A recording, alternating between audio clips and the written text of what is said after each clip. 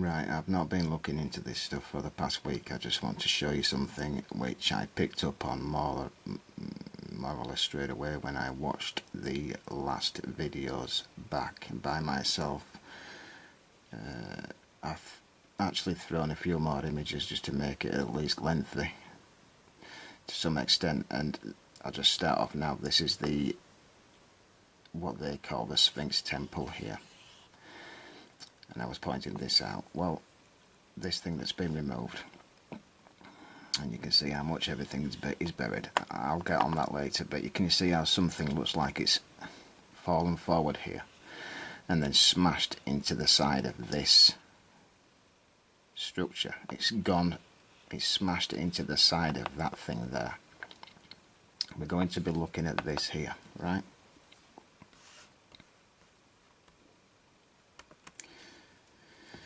Yeah, so this is the Sphinx Temple here, and it was this image that woke me up to this, right? And then I went searching for it, and then I just put them all on a video for you. But I didn't want to mention it then. I wanted to verify what I was showing you, right? And what do you think you're looking at here? I mean, what do people think this is? This stupid, pointless square, right? It can't be a pool, can it? You know, somewhere shallow just for bathing your feet, say, because it slopes down, the water would just run out, wouldn't it? Look at it. Why does this thing slope down here and almost bend to nowhere and got all these cracks in it? You see all this, which is, you know, later solidified like in the ways I've shown you.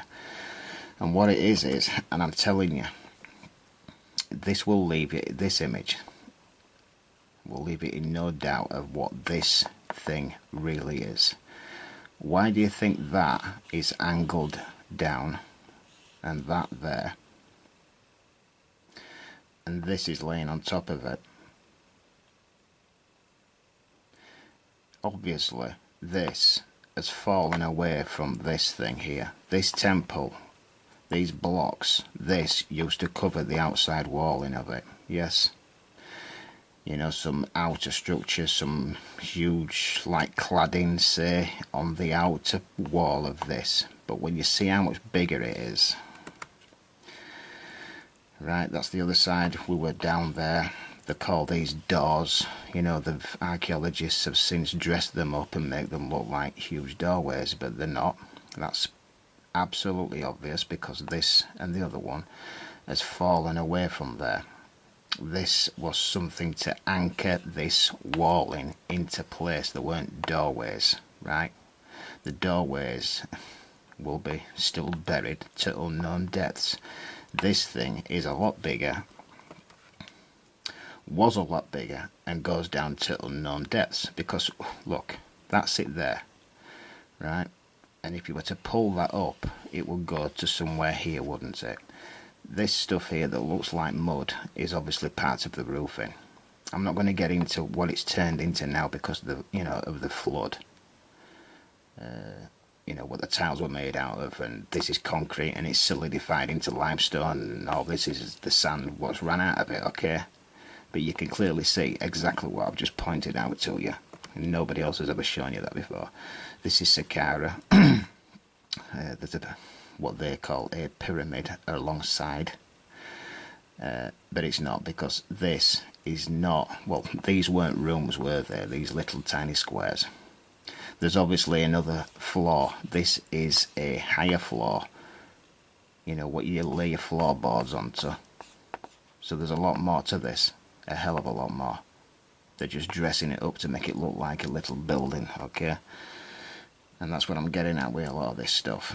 Because, look, I think there's hundreds of what they call pyramids, right, in Egypt. There are thousands in South America.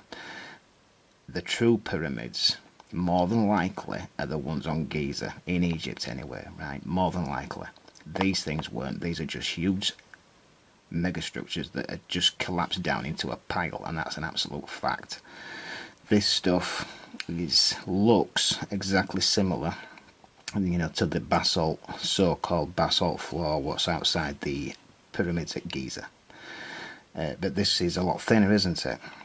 But I think it's the same stuff. I mean, this could have been a window, and whatever event, you know, when the elements melted during Armageddon, you know, because this looks like it's fallen forward, like this could have been a window, and it's fallen forward. That's the frame to it, and this is just a pile of rubble. Because it is, because look, when you go check modern images of this site, archaeologists are literally digging down to within 50 feet at least, right? And that won't be the bottom, because it can't be, because there's a lot more sand here than, you know, than what you think. Okay, this is another one, and they've put these here in recent times, and these cannot have come from this site, because again, when you go search modern images on these things, they're digging down to stupid depths. So this is not the floor. They did not just build this on sand, did they? They put this here to fool these people. It's the same with them all. I mean, just look at the depth to which this thing goes. You can't, I mean, look, there's another step down here. Have they reached the bottom?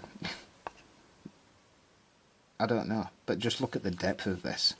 So, but they're calling all these things, every single mound they call a pyramid, a tomb, a mortuary. It's a freak show. It's a theme park. They're turning it into a theme park, and they're building it as they go, I'm telling you. This thing is the Djoser so-called pyramid, and it's the same again. This was not a pyramid. You can see how it's slightly sideways, and it's collapsed down on top of, you know, what this was built over. On this side you can see that there's something else under it. It's not, you know, this was not built over this, it's collapsed down on it, right? Because again, go check images of this site, the surrounding site, and look how far that they're excavating down and pulling out buildings, yeah? But those rooms are not the bottom floors. I'll leave that in your hands. Anyway, that's the pyramid I've just... Djoser one there. And there's another one on site, and again, this was just a building that's collapsed straight down on itself. And the fingerprint for that is that ridge that runs around it there. Yeah, that is the same as this, isn't it? Archaeologists come, excavate around here, dress this up and make it look like the foundations. But I'm telling you, go check recent images of them excavating around all these images if you don't believe me. This is no different. The fingerprint is how this looks, because I'm telling you now, do you think you'd be able to build a structure this big, this heavy, with just little tiny stones like that without it collapsing out on itself? I want you to think long and hard about that, and just look at the gap between, you know, these angled outer blocks, whatever they are, the distance that they are away from this thing, so it's collapsed down on itself again. Which finally fetches me to this thing, which is the Menkaure pyramid, and I think this is no different actually. I'm not 100% sure, I'm just going to show you. And just because we see these holes, you know, that they always say were you know, where the Egyptians were hammering away at this stuff and putting logs in. Yeah, they did do that, but in this case I think it's where rebar was in this concrete, you know, which just pulled out in the flood and then solidified into what you see now, and that's why it angles down there like that. But this thing has also collapsed down, and this used to probably, you know, be underneath it. And what I'm getting at by that, you know, the same thing as what I pointed out outside the Sphinx temple there. Can you see that, you know, how these blocks have got huge lumps on them? It looks like some type of bar in some type of metal in a structure pulled free, and then these have solidified, because if you look at it down there, it looks like that was part of this, and as it's fallen down, it's just pulled whatever out and it's just hardened. It obviously goes down much further, but you aren't going to get to see it in your lifetime. And it's the same with them all. The last video, some people says that I can't say that Giza pyramids are a lot bigger just by pointing out images. Well, you know, you can go to my Google page. I've put some more recent ones, well, some images that you've not seen before. This is directly the area I've just shown you, and again, they go down a lot deeper than what's presented today, because you know, when you go there today, it's that has been covered up. These things are a lot bigger, and they're only on the second tier to the pyramid. And what I'm getting at, you see that dark hole there? There's obviously something else under it. It's that area right there.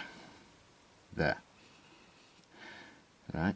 And when you look at that, because I says that these things are built on platforms, you know, there'll be more than one. There's lots of them, because all these buildings are built on the platforms, the lower platforms to these things. Whether they were later or not, they've just been dressed up to look like stupid buildings, right?